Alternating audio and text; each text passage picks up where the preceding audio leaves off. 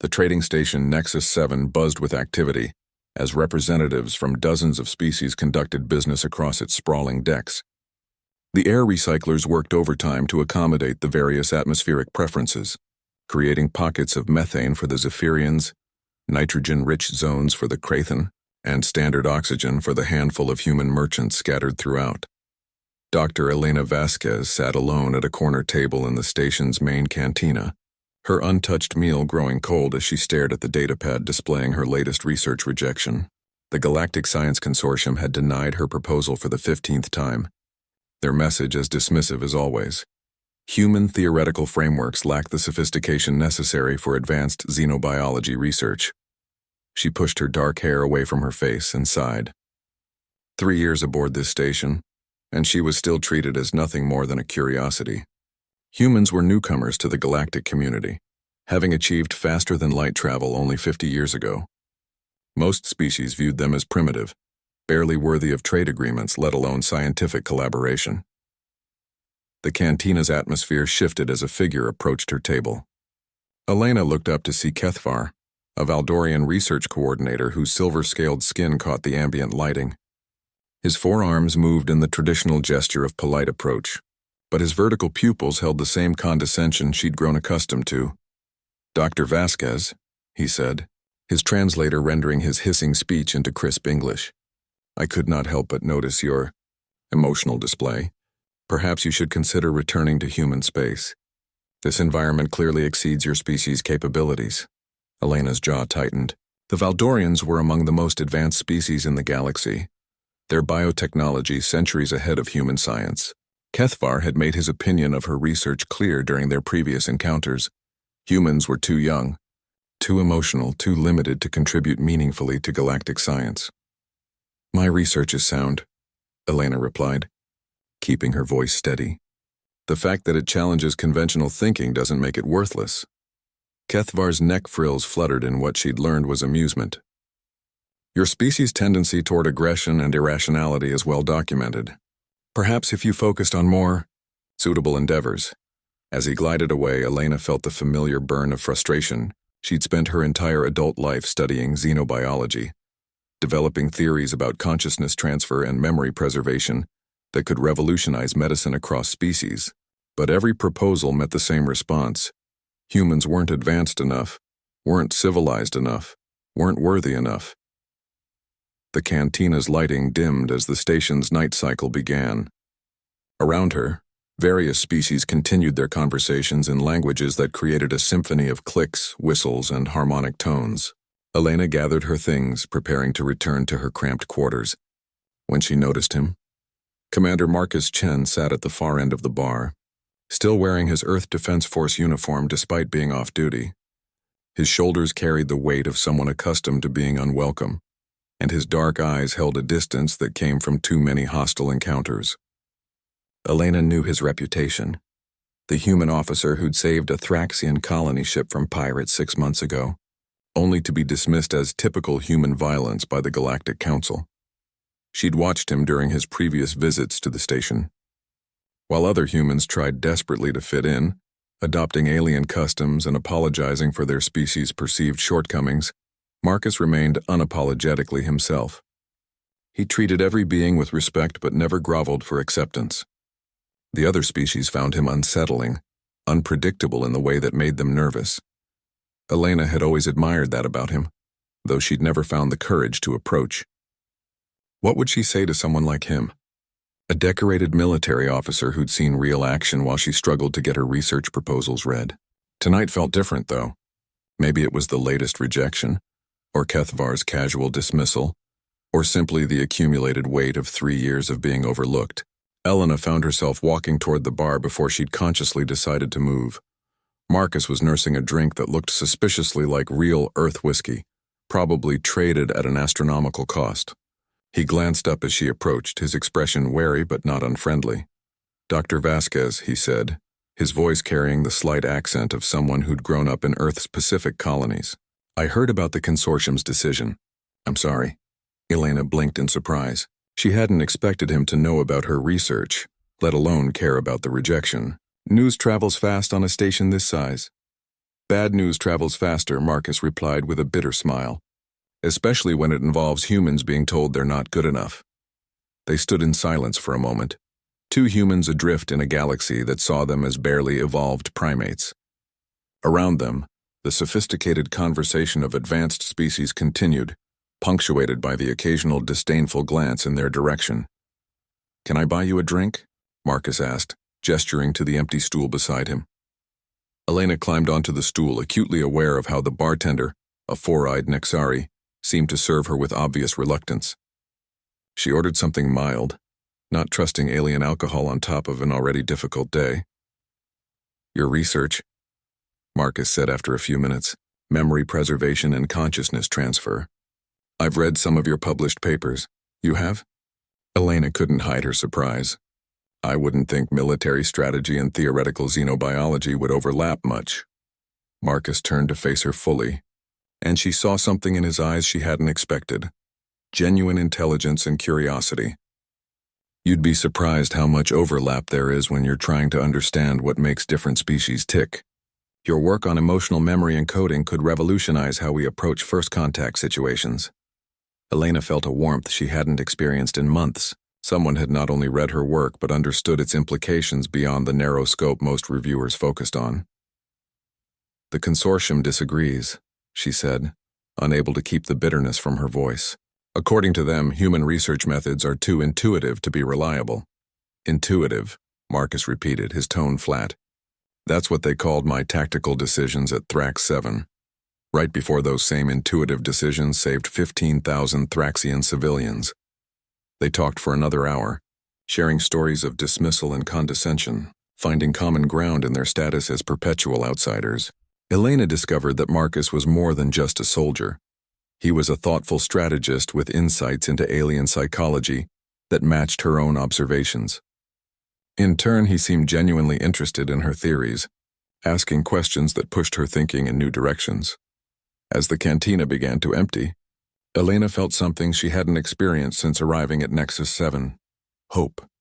Not just for her research, but for something more personal, more immediate.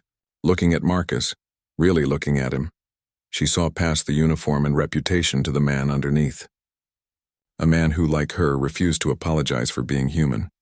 The question that had been forming in her mind all evening suddenly seemed less impossible, less insane.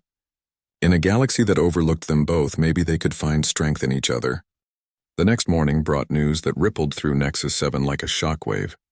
The Zephyrian research vessel Wind Whisper had suffered a catastrophic failure during an experiment involving quantum consciousness mapping. 12 researchers were trapped in a state of suspended animation, their minds locked between dimensions while their bodies slowly deteriorated. Elena learned about the crisis from her quarters communication system, which automatically broadcast emergency alerts to all residents. The Galactic Science Consortium was assembling an emergency response team, calling for their most experienced xenobiologists and consciousness researchers. Despite her expertise in exactly this field, Elena knew she wouldn't be invited to participate. She was wrong. 2 hours later, Chief Science Coordinator Veltar of the Andromedans appeared at her door. The tall, crystalline being's usually composed demeanor showed cracks of desperation that Elena had never seen before.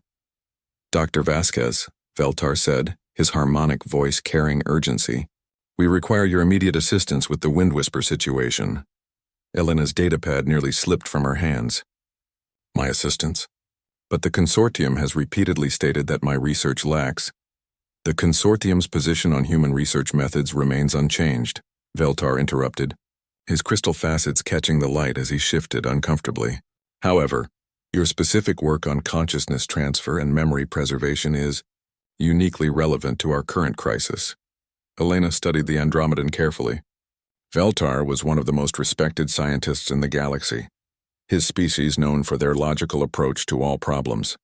For him to seek out human help meant the situation was far worse than the public reports suggested. "What aren't you telling me?" Elena asked.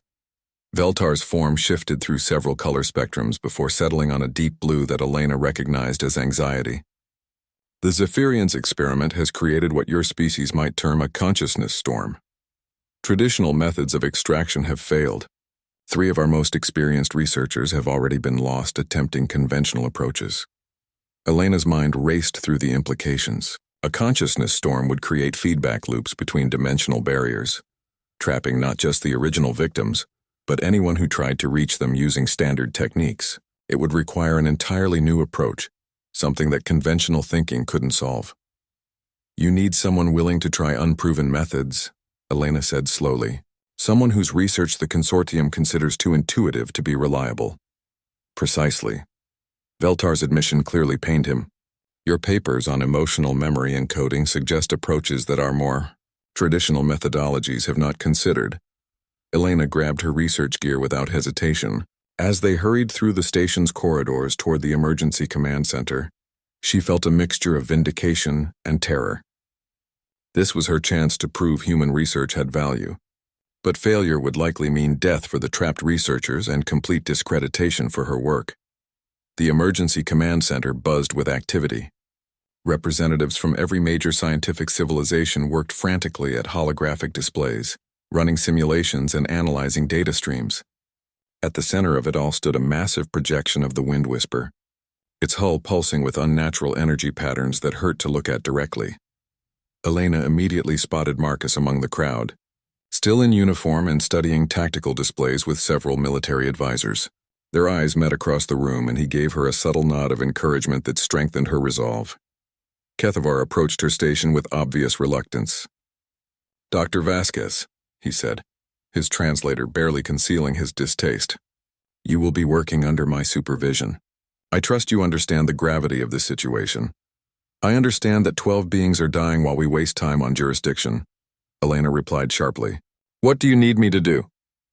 The Valdorian's neck frills bristled at her tone, but he gestured toward a complex display showing consciousness mapping data.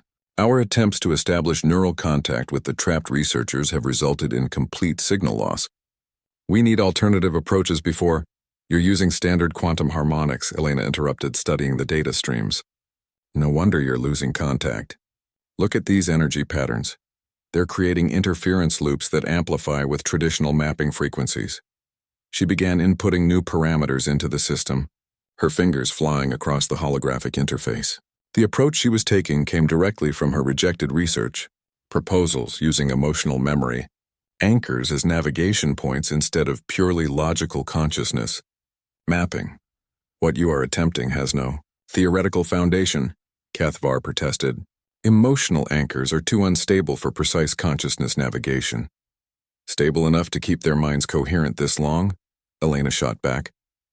Traditional approaches assume consciousness follows logical patterns, but trauma responses are emotional, not logical. These researchers aren't lost. They're hiding. Around the command center, other scientists were beginning to pay attention to her work. Elena could feel their skepticism like a physical weight, but she pushed forward. The data streams were responding to her adjustments, showing coherence patterns that hadn't appeared in the previous attempts. "I'm getting neural resonance," she announced, her voice cutting through the background chatter, faint but consistent. "Their consciousness patterns are clustering around emotional memory centers, just like the theory predicted." Veltar materialized beside her workstation, his crystalline form shifting through rapid color changes as he processed the data. "This is unprecedented. How did you know to focus on emotional centers?" "Because fear is the strongest survival instinct," Elena explained, continuing to fine-tune her approach. "When consciousness is threatened, it doesn't retreat to logical centers. It goes to the deepest emotional memories. That's where they're waiting." The room fell silent as her display showed the first clear contact with the trapped researchers in over 18 hours. Elena's hands trembled slightly as she established communication protocols, knowing that one wrong calculation could trap her own consciousness alongside theirs. "Dr. Vasquez," came a weak signal through the communication array. "This is research leader Zanti aboard the Wind Whisper. We're still here." A collective exhale filled the command center. Elena had done what the galaxy's most advanced scientists couldn't. She'd reached the trapped researchers. But establishing contact was only the first step. Actually extracting them from the dimensional trap would require something far more dangerous. "Zanti, this is Dr. Elena Vasquez from Nexus 7. I need you to focus on your strongest emotional memory, something tied to your physical body. Can you do that?" The response came loaded with static and interference. "The pain, The separation is overwhelming. We can feel our bodies deteriorating, but we cannot reach them. Elena's blood ran cold. The researchers were conscious of their physical deterioration, but unable to return to their bodies. The consciousness storm wasn't just trapping them. It was slowly severing the connection between mind and body entirely. They had maybe hours before the damage became irreversible. "I need a direct neural link," Elena announced to the command center. "Someone has to go in after them." The suggestion sent shockwaves through the assembled scientists. Direct neural contact with a consciousness storm was considered suicide. The feedback could destroy an approaching mind entirely. "Absolutely not," Kethvar said firmly. "The risks are unacceptable. We must find another approach." "There is no other approach," Elena replied, beginning to set up the neural interface equipment. "The emotional anchors are destabilizing. In 6 hours, those researchers will be permanently severed from their bodies." As she worked, Elena became aware of Marcus approaching her station. His expression was grim but determined, and she realized what he was thinking before he spoke. "If someone's going in," Marcus said quietly, "it should be someone expendable." Elena looked at him sharply. "You're not expendable. Neither are you," he replied. "But I'm military. This is what I signed up for." Before Elena could respond, the communication array crackled with another transmission from the trapped researchers. Their voices were growing fainter, more distant. Time was running out faster than anyone had calculated. "No," Elena said firmly, placing her hand on Marcus's arm. "This requires someone who understands consciousness mapping." "I'm going in." The command center erupted in protest from every species present. Veltar's crystalline form shifted through alarmed color patterns, while Kethvar's frills expanded in what Elena had learned was the Valdorian equivalent of shouting. Even representatives from species she'd never spoken to were voicing objections to her plan. "Dr. Vasquez," Veltar said, his harmonic voice strained, "the neural feedback from a consciousness storm could destroy your mind entirely." "We cannot permit—" "You can't permit it?" Elena's voice cut through the noise like a blade. 12 researchers are dying because conventional approaches failed. This is exactly the kind of reckless human intuition that might actually work. She turned back to the neural interface, her hands steady despite the adrenaline coursing through her system. The equipment was standard Galactic Consortium technology, but Elena had already begun modifying it based on her theoretical research. If she was right about emotional anchoring, she might be able to navigate the consciousness storm using her own memories as guidance. Marcus moved closer, lowering his voice so only she could hear. "Elena, if you're wrong about this—" "If I'm wrong, I die and 12 other beings die with me," Elena replied without looking up from her work. "If I'm right, we save them and prove that human research isn't worthless." "That's not what I meant," Marcus said softly. Elena paused in her preparations, finally meeting his eyes. In them, she saw something that made her heart race. Not fear for the mission, but fear for her specifically. It was a look that spoke of feelings neither of them had voiced, possibilities that had been growing between them since their conversation the night before. "Marcus," she started, but he shook his head. "Don't," he said. "Don't say anything that sounds like goodbye. You're coming back from this." Around them, the command center had organized into crisis management mode. Teams of specialists were preparing backup plans, monitoring the Wind Whisper's deteriorating condition, and calculating the odds of success for Elena's approach. The numbers weren't encouraging. Most estimates gave her a 30% chance of survival. Zanti's voice crackled through the communication array again, weaker than before. "Dr. Vasquez, the separation is accelerating. We can feel ourselves fading." Elena's modifications to the neural interface were complete. The system would allow her to project her consciousness into the dimensional space where the researchers were trapped, but it would leave her physical body vulnerable to the same forces that were slowly killing them. She would have perhaps 20 minutes before the feedback became irreversible. "Initiating neural link," Elena announced, placing the interface crown on her head. The cold metal sent shivers down her spine as it made contact with the neural sensors.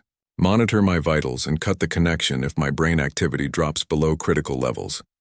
Kethvar moved to the monitoring station, his forearms working the controls with obvious reluctance. "Dr. Vasquez, I must formally object to this course of action.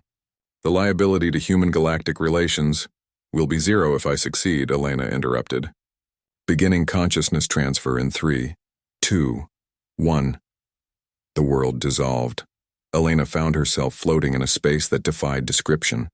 Colors that had no names, sounds that bypassed her ears and spoke directly to her brain, sensations that belonged to no physical body. This was the consciousness storm, the dimensional trap that had snared the Zephyrian researchers. Almost immediately she felt the pull that had doomed the previous rescue attempts. The storm wanted to drag her consciousness away from her physical anchor, to dissolve her identity into the swirling chaos of dimensional energy. Elena fought the pull by focusing on her strongest emotional memories. Her first day in the laboratory, her parents' faces when she'd announced her decision to study xenobiology, the warmth in Marcus's eyes the night before. "Zanti," Elena called out, her voice somehow carrying through the dimensional static. "I'm here. I need you to focus on my voice and follow it back to your bodies." "Dr. Vasquez." The response came from multiple directions at once. "We can hear you, but the path. We cannot see the path home." Elena began moving through the consciousness storm, using her emotional anchors as navigation points. Her theoretical research had been correct. Consciousness followed emotional connections more readily than logical ones, especially under extreme stress. She could feel the trapped researchers clustered together in what felt like a pocket of relative stability deep within the storm.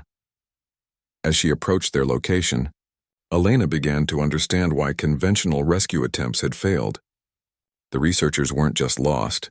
They were actively hiding from the storm's destructive effects by suppressing their consciousness to minimal levels. Any attempt to extract them using force would have shattered their minds entirely. "I see you," Elena said as she reached the cluster of trapped minds. The 12 Zephyrian researchers appeared as faint, flickering lights in the dimensional chaos. "You've been protecting yourselves by going dormant. Smart, but it's also keeping you from finding your way home. The storm." Zanti's mental voice was barely a whisper. "It tears apart any consciousness that remains active. We learned to hide, but now we cannot emerge." Elena studied the dimensional space around them, her enhanced senses mapping the energy flows that created the consciousness storm. Her modifications to the neural interface were working. She could perceive the storm's structure in ways that conventional mapping couldn't detect. "I'm going to create a path," Elena announced. "But I need you to trust me completely. When I give the signal, you have to reach for your emotional anchors simultaneously. Think of home. Think of your bodies. Think of the strongest connections you have to physical reality." She began the most dangerous part of her plan. Instead of trying to shield the researchers from the storm's effects, Elena opened her own consciousness fully to the dimensional forces, using her mind as a lightning rod to draw the destructive energy away from the trapped beings. Pain beyond description flooded through her awareness as the storm tried to tear her consciousness apart. Back in the command center, her physical body convulsed on the neural interface chair. Marcus was suddenly there, holding her hand while Cathvar monitored the readings with growing alarm. "Her neural activity is off the charts," Cathvar reported. "She's absorbing massive amounts of dimensional feedback. At this rate, she'll suffer complete consciousness collapse in minutes." "Elena," Marcus whispered, squeezing her hand. "Whatever you're doing in there, do it fast." In the consciousness storm, Elena felt her sense of self beginning to fray under the dimensional assault. But her plan was working. The trapped researchers were becoming more active as the storm's attention focused on her instead. She could feel them beginning to remember their connections to physical reality. Now, Elena screamed through the dimensional static. "Reach for home now!" The 12 researchers emerged from their protective dormancy simultaneously, their consciousness patterns suddenly blazing with renewed strength as they focused on their emotional anchors. Elena guided them through the path she'd created, using the last of her coherent thought to push them toward their physical bodies. One by one, the researchers' consciousness patterns disappeared from the storm as they successfully returned to their bodies aboard the Wind Whisper. Elena felt a moment of triumph before realizing the terrible truth she'd expended. So much of her consciousness creating their path home that she no longer had enough left to navigate back to her own body. The consciousness storm closed around her like a hungry predator, and Elena felt herself beginning to fade into the dimensional chaos. Her last coherent thought was regret that she'd never had the chance to ask Marcus the question that had been building in her heart. Then darkness claimed her entirely. In the command center, Elena's vital signs flatlined. Marcus was beside her in an instant, his training taking over as he began emergency resuscitation procedures. Around him, the medical team scrambled to stabilize her physical condition, while Kethavar worked frantically at the consciousness monitoring station. Her neural patterns have completely dissipated, Kethavar reported, his voice unusually strained. I'm detecting no consciousness activity whatsoever. She's still breathing, Marcus said through gritted teeth as he performed manual circulation support. Her body's intact. If her consciousness is still out there, the storm has consumed her, Veltar said quietly, his crystalline form dim with grief. Dr. Vasquez sacrificed herself to save the Zephyrian researchers. It is an act worthy of the highest honor. Reports were already coming in from the Wind Whisper. All 12 researchers had successfully returned to their bodies and were in stable condition. Elena's sacrifice had worked perfectly. Everyone except Elena herself. Marcus refused to accept it. Kethavar, can you reestablish the neural link? If she's lost in the storm, maybe we can guide her back. Commander Chen, Kethavar said with uncharacteristic gentleness. The dimensional feedback has destroyed the neural pathway. There is no connection to reestablish. Dr. Vasquez's consciousness has been dispersed. For 47 minutes, the medical team fought to maintain Elena's physical functions, while specialists searched for any trace of her consciousness in the dimensional space. Marcus never left her side, holding her hand and talking to her unconscious form as if his words could somehow reach across impossible distances. The breakthrough came from an unexpected source. Research leader Zanti, recently recovered from his own ordeal, appeared on the communication screen from the Wind Whisper's medical bay. His ethereal Zephyrian features were marked with exhaustion, but his eyes held urgent purpose. Commander Chen, Zanti said, his translated voice carrying determination. Dr. Vasquez, she is not lost. During the rescue, she established a connection with each of us. We can still feel her presence in our consciousness patterns. Marcus looked up sharply. What do you mean? Human consciousness, it seems, forms deeper connections than our science understood, Zanti explained. When Dr. Vasquez guided us home, she left traces of herself within our memory structures. She is distributed among us. Kethavar's frills fluttered with astonishment. That is impossible. Consciousness cannot be divided and maintained across multiple beings. Perhaps not for other species, Zanti replied. But humans, as we learned today, do not follow conventional rules. Dr. Vasquez's emotional anchoring technique created bonds that transcend individual consciousness. She exists within our memories of the rescue. Hope flared in Marcus's chest. Can you bring her back? We believe so, Zanti said. But it will require something unprecedented. A conscious effort by all 12 of us to reconstruct her consciousness pattern from the fragments she left behind. It has never been attempted across species barriers. The next several hours became a delicate operation unlike anything in galactic medical history. The 12 Zephyrian researchers, working in perfect coordination from their medical bay, began the process of reconstructing Elena's consciousness from the memory fragments embedded in their own minds. Kethavar monitored the process with growing amazement. The consciousness patterns are actually coalescing, he reported. Dr. Vasquez's emotional anchoring technique created a form of distributed consciousness backup. The human's approach to memory formation is far more sophisticated than we realized. Marcus watched Elena's vital signs gradually strengthen as her consciousness slowly reformed. The process was agonizingly slow. Each fragment of her awareness had to be carefully extracted from the Zephyrian researchers, memories, and rewoven into a coherent pattern. Her neural activity is returning, the medical team reported. Consciousness integration at 40%. 50%. Elena's eyelids fluttered as her awareness began to return. The first thing she saw was Marcus's face hovering over her, lined with exhaustion but bright with relief. Welcome back, Marcus said softly, his voice thick with emotion. Elena tried to speak but found her voice weak and hoarse. The researchers? All safe, Marcus assured her. Thanks to you. Elena, you saved 12 lives. As her strength returned over the following days, Elena became the center of a scientific revolution. Her successful rescue had proven that human consciousness research wasn't primitive. It was fundamentally different from anything the galaxy had encountered. The emotional anchoring techniques that had been dismissed as unscientific were now being studied by every major research institution in known space.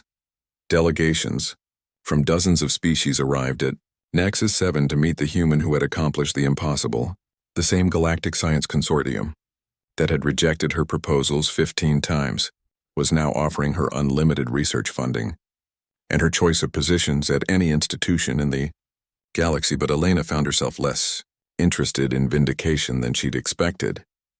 Lying in the medical bay, recovering from her ordeal, she'd had time to think about what really mattered. Her near-death experience had crystallized feelings that had been building since her first conversation with Marcus. On her third day of recovery, Elena made a decision that surprised everyone, including herself. Marcus was visiting during his off-duty hours, bringing her reports on the continuing research into her consciousness anchoring techniques. He'd barely sat down when Elena interrupted him mid-sentence. "Marcus," she said, her voice steady despite her nervousness, "will you marry me?"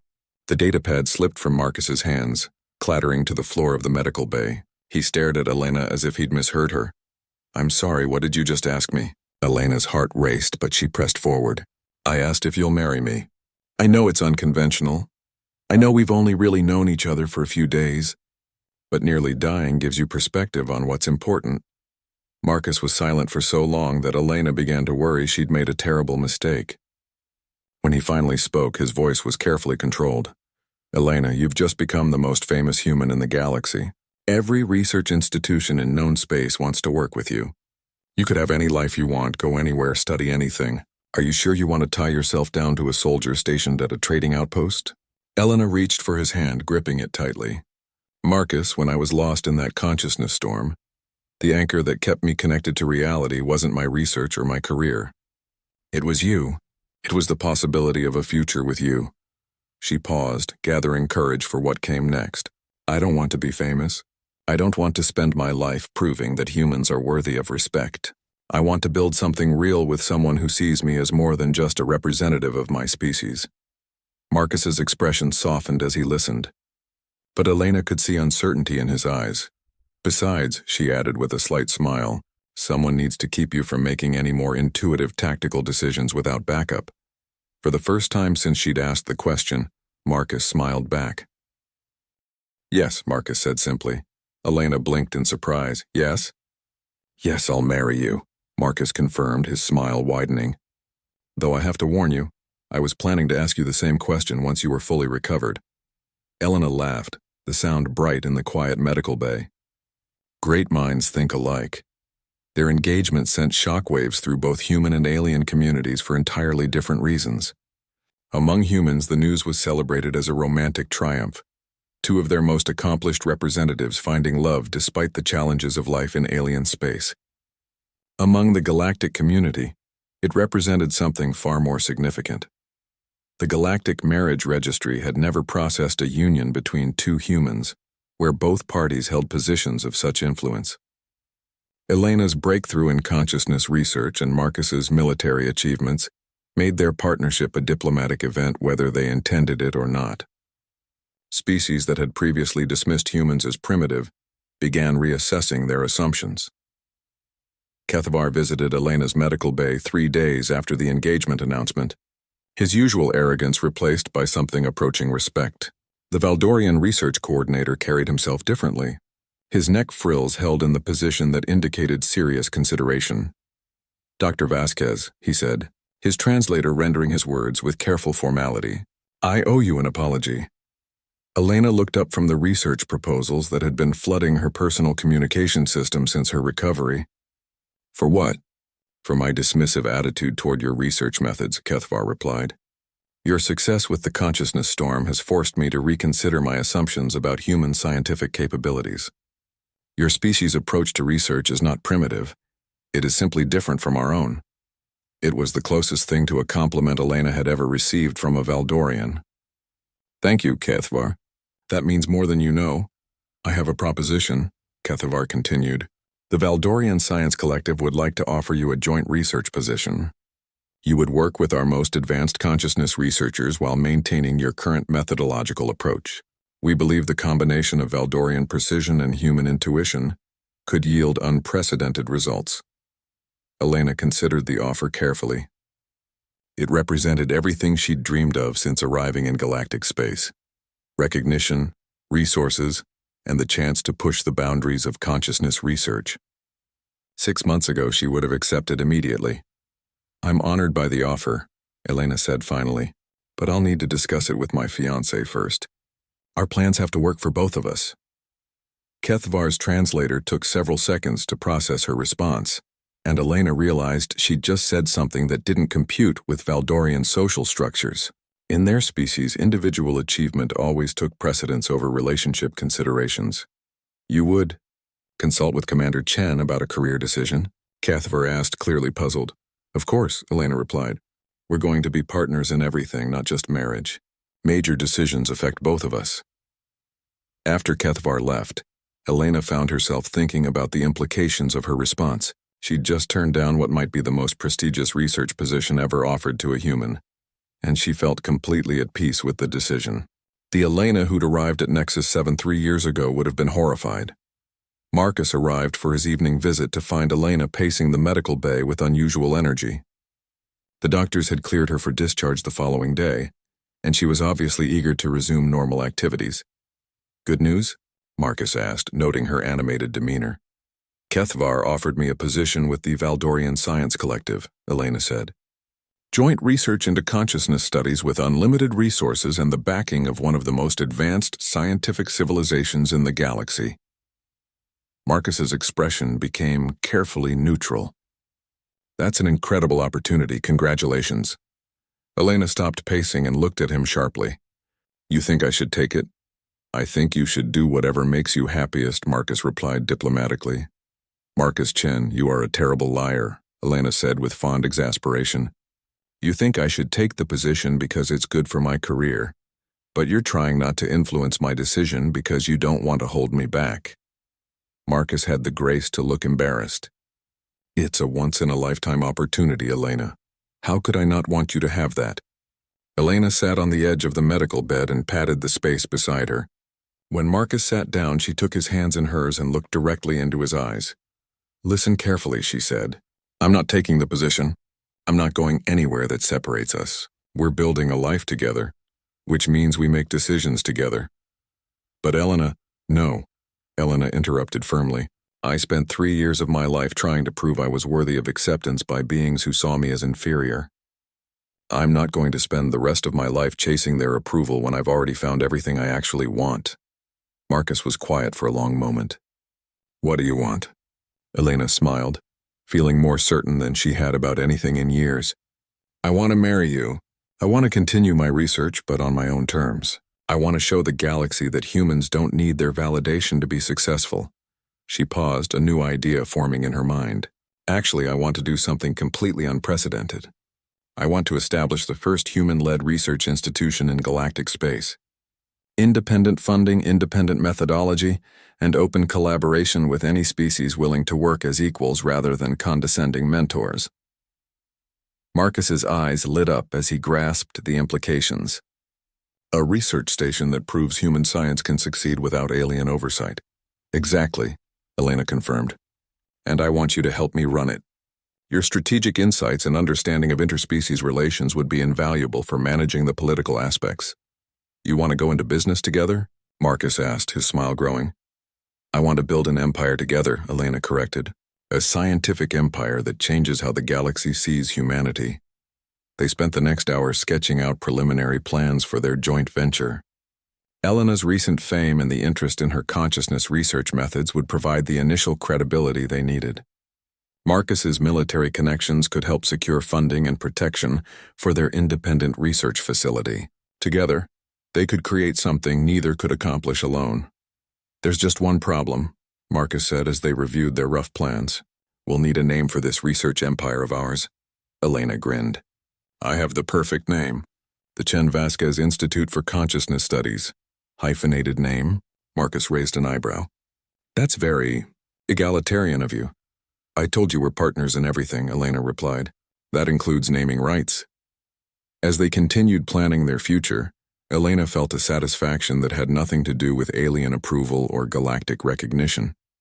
She was building something real with someone who understood her completely, not as a human who needed to prove herself, but as an individual who had already proven everything that mattered. The next morning brought Elena's official discharge from the medical bay and their first major test as an engaged couple. Veltar arrived with representatives from 3 different galactic research institutions, all offering Elena positions that would make her one of the most influential scientists in known space. Elena listened politely to each offer, then declined them all in favor of announcing her plans for the Chen Vasquez Institute. The alien representatives were clearly baffled by her decision to refuse such prestigious opportunities in favor of an unproven independent venture. "Dr. Vasquez," Veltar said, his crystalline form shifting through confused color patterns, "you are rejecting guaranteed success in favor of uncertainty?" "I'm rejecting other people's definitions of success in favor of creating my own," Elena replied. "The Chen Vasquez Institute will succeed because it will be built on human principles, partnership, innovation, and the belief that all sapient species have valuable contributions to make." As the alien delegates left, clearly perplexed by human decision-making processes, Elena and Marcus stood together in the observation lounge watching ships come and go from Nexus 7's docking bays. Their future was uncertain, but it was entirely their own. 6 months after their engagement, Elena and Marcus stood on the observation deck of their newly constructed research station, watching the final construction drones complete installation of the facility's primary consciousness mapping array. The Chen Vasquez Institute for Consciousness Studies was nearly operational, and Elena felt a mixture of pride and terror as she contemplated what they'd accomplished. The station itself was a marvel of cooperative engineering. Human structural designs provided the foundation, modified with Andromedan crystal processing cores and Zephyrian atmospheric systems. The result was a facility unlike anything else in galactic space, built by humans but incorporating the best technologies from allied species who had chosen to work with them as equals rather than supervisors. "Final systems check complete," Marcus reported. Reading from his datapad, "All departments report ready for operational status." Elena nodded, still amazed by how quickly their vision had become reality. The consciousness storm rescue had made her famous, but it was their deliberate rejection of prestigious positions that had made them influential. Species throughout the galaxy had watched with fascination as 2 humans chose independence over integration, and many had decided they wanted to be part of whatever the humans were building. The Institute's staff reflected this new approach to galactic cooperation. Dr. Zanti had accepted the position of senior consciousness researcher, bringing with him 5 other Zephyrian specialists who had been rescued from the dimensional storm. 3 Valdorian scientists, led by Kethver himself, had resigned from their previous positions to join the Institute. Even the traditionally isolated Nexari had sent representatives to establish formal research partnerships. "Incoming transmission from Earth Command," Marcus announced. "Admiral Rodriguez wants a status report on our progress." Elena smiled. Earth's government had been initially skeptical of their independent venture, but the success of the Institute had quickly converted doubt into enthusiastic support. The Chen Vasquez Institute represented something unprecedented, a human-led institution that commanded respect throughout galactic space without requiring Earth's formal diplomatic backing. "Tell the Admiral we're ahead of schedule and under budget," Elena replied. "The consciousness mapping project should be ready for first trials next month." Their wedding had taken place 3 months earlier in a ceremony that had become a diplomatic event despite their attempts to keep it private. Representatives from 17 different species had attended, treating the occasion as a celebration of interspecies cooperation rather than a simple marriage. Elena had worn a traditional human wedding dress modified with Andromedan crystal threading that sparkled in multiple spectrums, while Marcus had chosen an Earth Defense Force dress uniform adorned with honor marks from 6 different alien military traditions. The ceremony itself had been officiated by Captain Sarah Martinez, Elena's former academy mentor, but the various alien guests had insisted on adding their own cultural elements to the proceedings. The Zephyrians had provided atmospheric music that resonated directly with human emotional centers, while the Valdorians had contributed crystalline sculptures that represented the mathematical harmony of partnership. Even the typically stoic Nixari had presented the couple with a gift, a consciousness mapping device that could detect emotional resonance between bonded pairs.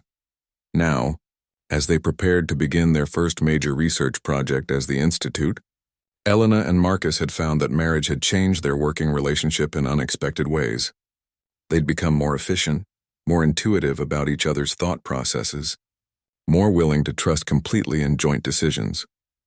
The Galactic Science Consortium sent another formal request for Institute membership, Marcus noted, scrolling through the morning's communications. That's the fourth one this month, Elena laughed. Let me guess, they want us to maintain our current research, focus while adopting their administrative protocols and submitting our results for peer review by their oversight committee. You read the proposal already? Marcus asked. I didn't need to. They make the same offer every time. Keep doing what we're doing, but under their authority. Elena shook her head. They still don't understand that our success comes from independence, not despite it. The Institute's first major project was an extension of Elena's consciousness anchoring research. Working with volunteers from multiple species, they were developing techniques for enhanced interspecies communication that could revolutionize diplomatic relations. Instead of relying on mechanical translation devices, the consciousness mapping technology allowed direct sharing of emotional context and conceptual frameworks. Early results had been remarkable. Test subjects reported understanding alien perspectives in ways that traditional translation couldn't convey. A Valdorian researcher had described successfully grasping human humor for the first time, while a human diplomat had gained intuitive understanding of Andromedan mathematical poetry. The implications for galactic relations were staggering. Dr. Chen Vasquez, came Kethvar's voice over the intercom, using Elena's new hyphenated name with careful precision. We're ready for today's consciousness mapping trials. Elena and Marcus made their way to the primary research laboratory, where teams of volunteers were preparing for the day's experiments. The lab itself embodied the Institute's collaborative philosophy. Human ergonomics combined with alien technology, creating a workspace that felt comfortable to multiple species simultaneously. Today's trial would attempt something unprecedented, a three-way consciousness link between a human, a Valdorian, and a Zephyrian volunteer. Previous tests had been limited to same-species pairs or human-alien dyads, but the theoretical framework suggested that multi-species consciousness networks might be possible. Elena took her position at the monitoring station, while Marcus coordinated the technical aspects of the experiment. Around them, the research team worked with practiced efficiency, their various species contributing different perspectives to the complex preparation process. All participants report ready, Dr. Zanti announced from his position as the Zephyrian volunteer. Consciousness anchoring protocols are stable. Kethvar, serving as the Valdorian participant, activated his neural interface with characteristic precision. Emotional baseline established. Ready for consciousness link initiation. The human volunteer was Dr. Sarah Kim, a consciousness researcher who had joined the Institute specifically to participate in these groundbreaking experiments. Human consciousness patterns are stable, she reported. Beginning emotional anchor establishment. Elena initiated the consciousness mapping sequence, watching as three distinct neural patterns appeared on her monitoring displays. The challenge would be creating a stable connection that allowed genuine communication without the overwhelming feedback that had plagued earlier attempts. Link initiation successful, Elena announced as the three consciousness patterns began to synchronize. Maintaining stable connection. For 15 minutes, the three volunteers shared direct consciousness contact, communicating through emotional resonance and conceptual transfer rather than language. Elena monitored their neural patterns, amazed by the stability of the connection her protocols had achieved. When the experiment concluded, the participants emerged from the consciousness link with expressions of wonder that transcended species barriers. I understood, Kethvar said, his translator struggling with concepts that had no Valdorian equivalent. I comprehended the emotional context of human curiosity. It is beautiful. Dr. Zanti was equally amazed. The mathematical precision of Valdorian thought processes. I experienced it directly. It was like seeing the universe through entirely new senses. Dr. Kim was practically glowing with excitement. The way Zephyrians perceive temporal flow, It's not just different from human perception, it's poetry in motion. And Valdorian logical structures feel like cathedrals built from pure thought. Elena looked around the laboratory at researchers from 4 different species, all working together as equals, all contributing to discoveries that none could have achieved alone. This was what she'd dreamed of when she'd first arrived at Nexus 7. Not acceptance or approval from alien authorities, but genuine partnership in expanding the boundaries of knowledge. Ladies, gentlemen, and honored colleagues, Elena announced to the assembled team, I believe we've just proven that consciousness itself is the universal language. The implications for diplomatic relations, scientific cooperation, and interspecies understanding are beyond calculation. Marcus moved to stand beside her, his arm sliding around her waist in a gesture that had become natural over the months of their marriage. So what's our next step? Elena smiled, looking around at their impossible research station, their revolutionary discoveries, and their family of colleagues from across the galaxy. We change everything. 2 years after the establishment of the Chen Vasquez Institute, Elena stood before the assembled representatives of the Galactic Council, delivering a presentation that would reshape interspecies relations forever. The Grand Assembly Chamber, with its soaring crystalline architecture designed to accommodate dozens of different species, buzzed with anticipation as delegates from across known space waited to hear the results of humanity's most ambitious research project. Elena wore a simple business suit of human design, but the confidence she radiated commanded attention in ways that elaborate alien formal wear never could. Beside her, Marcus operated the presentation equipment with practiced ease, their partnership evident in every synchronized movement. Honored delegates, Elena began, her voice carrying clearly through the chamber's advanced acoustics. Today we present conclusive evidence that consciousness-mediated communication can eliminate the barriers that have limited interspecies cooperation for millennia. The presentation screen displayed the Institute's latest findings: successful consciousness, links between as many as 12 different species simultaneously, creating networks of shared understanding that transcended language, culture, and even basic sensory differences. The data was undeniable, the implications staggering.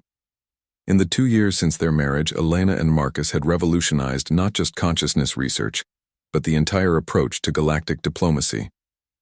The Institute's techniques had been used to resolve 3 major territorial disputes, establish successful trade agreements between previously incompatible species, and create the first truly integrated multi-species colonies. But perhaps more importantly, the Institute had proven that human approaches to science and cooperation could succeed on galactic scales without requiring validation or oversight from established alien authorities. Other human research facilities had begun adopting similar independent models, creating a network of Earth-originated institutions that commanded respect throughout known space. The consciousness network protocols we've developed, Elena continued, allow for direct sharing of conceptual frameworks, emotional contexts, and even sensory experiences between species with fundamentally different neurological structures. We have successfully linked Andromedan crystal-based consciousness with Zephyrian temporal perception, Valdorian mathematical processing with human emotional intuition, and dozens of other combinations previously thought impossible. Delegate Veltar, now serving as the Andromedan representative to the Council, shifted through pleased color patterns as he rose to address the chamber. The Andromedan Collective formally endorses the Institute's research and requests establishment of consciousness link, diplomatic protocols for all future interspecies, negotiations. By similar endorsements followed from the Zephyrian Collective, the Valdorian Science Council, and even the traditionally isolated Nexari Alliance. Elena watched the unprecedented display of unified support with amazement that hadn't dimmed despite months of growing success, but the most significant moment came when High Coordinator Thexanol of the Galactic Council itself requested permission to speak. The ancient Etherian leader rarely participated directly in council proceedings, preferring to observe and guide through subtle influence. His decision to address Elena's presentation directly carried enormous symbolic weight. Dr. Chen Vasquez, Thexanol said, his voice resonating through multiple dimensional frequencies.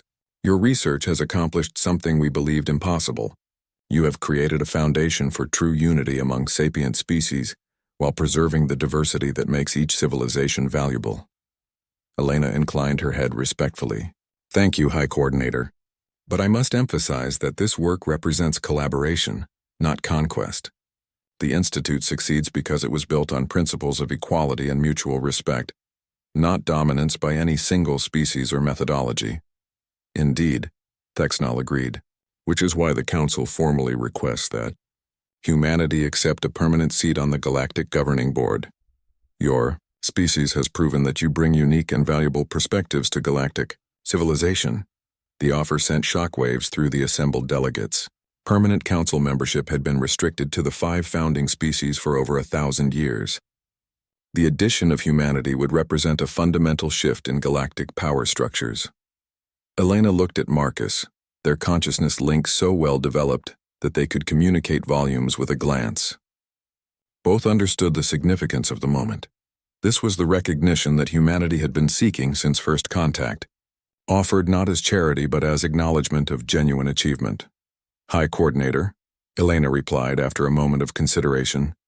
Humanity is honored by this offer, but we request a modification to the traditional council structure. Surprised murmurs filled the chamber.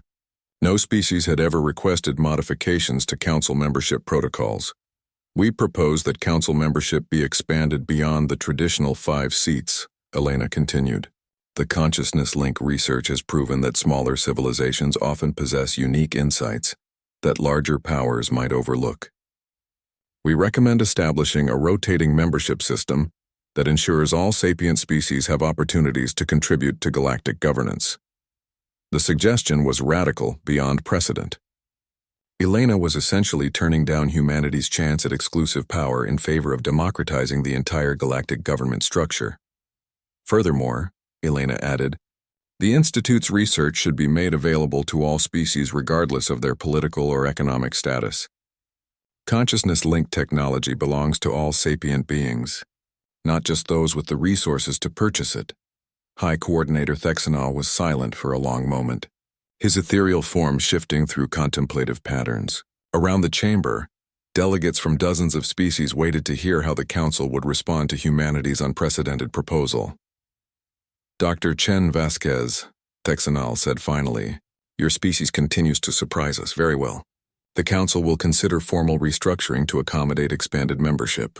In the meantime, humanity is invited to join the existing Council structure with full voting rights and responsibilities. As the formal ceremonies concluded and delegates began filing out of the chamber, Elena and Marcus found themselves surrounded by representatives eager to establish research partnerships, diplomatic ties, and trade agreements. The shy, overlooked scientist who had struggled for acceptance on Nexus 7 was now one of the most influential beings in galactic space, but Elena's greatest satisfaction came from simpler sources. As they returned to their quarters aboard the Institute station, she reflected on the journey that had brought them to this moment. Her marriage to Marcus had been the catalyst for everything that followed, not just because of their professional partnership, but because it had taught her the difference between seeking approval and demanding respect. Any regrets? Marcus asked as they settled into their private quarters, finally alone after the day's diplomatic whirlwind. Elena considered the question seriously. About turning down individual power in favor of systemic change? About building something new instead of joining something established? About proposing to you in a medical bay instead of waiting for you to ask? Any of it, Marcus confirmed. Elena smiled, moving closer to her husband and partner in the most successful scientific venture in human history. Not one. We've proven that humans don't need anyone's permission to excel. We just needed to stop asking for it. Outside their quarters, the Institute continued its work through 3 shifts. Researchers from 17 different species collaborating on projects that would have been impossible under traditional galactic academic structures. The consciousness-linked networks hummed with activity as beings shared knowledge, perspectives, and dreams across species barriers that had seemed insurmountable just years before. Elena and Marcus had set out to save a small group of trapped researchers. Instead, they had revolutionized galactic civilization by proving that genuine partnership could accomplish what domination never could.